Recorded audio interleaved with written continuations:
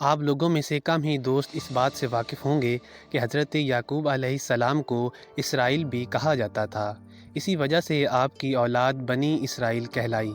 آپ کے 12 بیٹوں سے ہی 12 قبیلے اسرائیل کے وجود میں آئے۔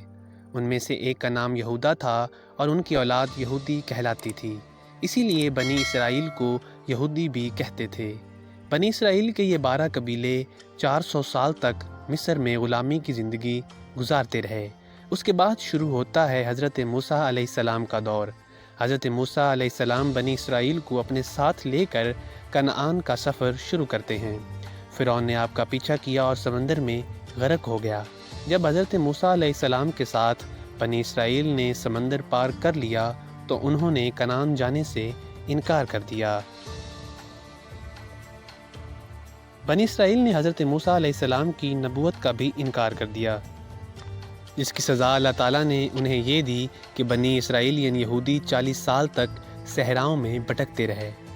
پھر حضرت موسیٰ علیہ السلام کے ساتھی یوشع کی قیادت میں انہوں نے کنعان کو فتح کیا۔ یوشع نے کنعان کو بنی اسرائیل کے 12 قبیلوں میں تقسیم کر دیا۔ کچھ عرصہ بعد یوشع کی وفات ہو گئی۔ اس کے بعد حضرت طالوت علیہ السلام کی قیادت میں بنی اسرائیل کے یہ 12 قبیلے رہے، اور آپ کی وفات کے بعد حضرت داؤد علیہ السلام بادشاہ بنے۔ اسی دور میں یروشلم کو یہودیوں کا دارالحکومت بنایا گیا۔ حضرت داؤد علیہ السلام کی وفات کے بعد حضرت سلیمان علیہ السلام بنی اسرائیل یعنی یہودیوں کے بادشاہ رہے۔ اسی دور میں ہیکل سلیمانی تعمیر کیا گیا۔ آپ کی وفات کے بعد بنی اسرائیل آپس میں لڑنے لگے اور ان کا اتحاد ٹوٹ گیا اور وہ 2 حصوں میں تقسیم ہو گئے۔ 700 قبل مسیح میں اسیرین نے بنی اسرائیل کے ایک حصے پر قبضہ کر لیا اور یہودیوں کو نکال کر اپنے ملک کے مختلف حصوں میں بھیج دیا۔ ناظرین، یہ اسرائیل کا وہ حصہ تھا جہاں 12 میں سے 10 قبیلے آباد تھے۔ 100 سال بعد جب اسیرین ان علاقوں سے واپس لوٹ گئے تو یہودی پھر ان علاقوں میں آباد ہونا شروع ہو گئے۔ اس کے بعد یہودیوں نے پھر ہیکل سلیمانی تعمیر کیا، اس کو بھی بعد میں رومن نے تباہ کر دیا۔ ناظرین، اس کے بعد شروع ہوتا ہے سکندر اعظم کا دور۔ اسرائیل کا علاقہ بھی سکندر اعظم کی حدود میں آتا تھا۔ سکندر اعظم کے بعد رومن دور شروع ہوا۔ رومن دور میں اسرائیلی یہودیوں پر بڑا ظلم ہوا۔ یہودیوں نے کئی دفعہ بغاوت کرنے کی کوشش کی، لیکن رومیوں نے سختی سے کچل دیا اور بہت سارے یہودیوں کو مار دیا۔ جو یہودی بچ گئے وہ مختلف علاقوں میں ہجرت کر گئے، لیکن پورے روم میں یہودیوں پر ظلم ہوتا رہا۔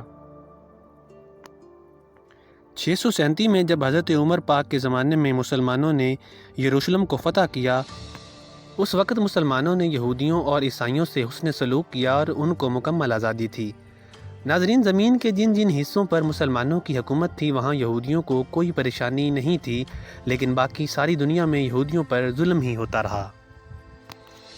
وقت گزرتا گیا اور اس طرح کئی سال بیت گئے۔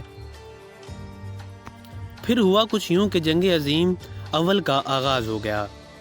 جب جنگ کا اختتام ہوا تو سلطنت عثمانیہ ٹوٹ چکی تھی اور فلسطین پر برطانیہ کا قبضہ ہو چکا تھا۔ اسی دوران یورپ میں ایک تحریک کا آغاز بھی ہو گیا جس کا مقصد یہودیوں کے لیے الگ ریاست کا قیام تھا۔ تحریک نے جب زور پکڑا تو پوری دنیا سے یہودی فلسطین میں جمع ہونے لگے۔ فلسطین چونکہ یہودیوں کے لیے بھی بڑی مقدس جگہ تھی، اس لیے وہ یہیں اپنی ریاست قائم کرنا چاہتے تھے۔ اب جب یہودی اس سرزمین پر آباد ہونا شروع ہوئے تو مسلمانوں نے ان کے خلاف مزاحمت شروع کر دی، کیونکہ پہلے یہاں مسلمانوں کی حکومت تھی جو کہ پہلی جنگ عظیم کی وجہ سے ختم ہو چکی تھی۔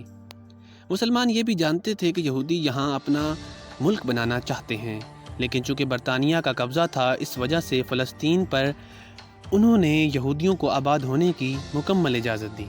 ناظرین، قصہ مختصر کہ یہودی آباد ہو گیا اور 1948 کو اسرائیل کا قیام عمل میں لایا گیا، لیکن مسلمانوں نے اسے ماننے سے انکار کر دیا اور پھر پہلی عرب اسرائیل جنگ شروع ہوئی۔ بدقسمتی سے اسرائیل امریکہ کے تعاون سے یہ جنگ جیت گیا۔ ناظرین، یہودیوں کی یہ ریاست مسلمانوں کے سخت خلاف ہے اور خاص طور پر فلسطین کے مسلمانوں کی نسل کشی کر رہی ہے۔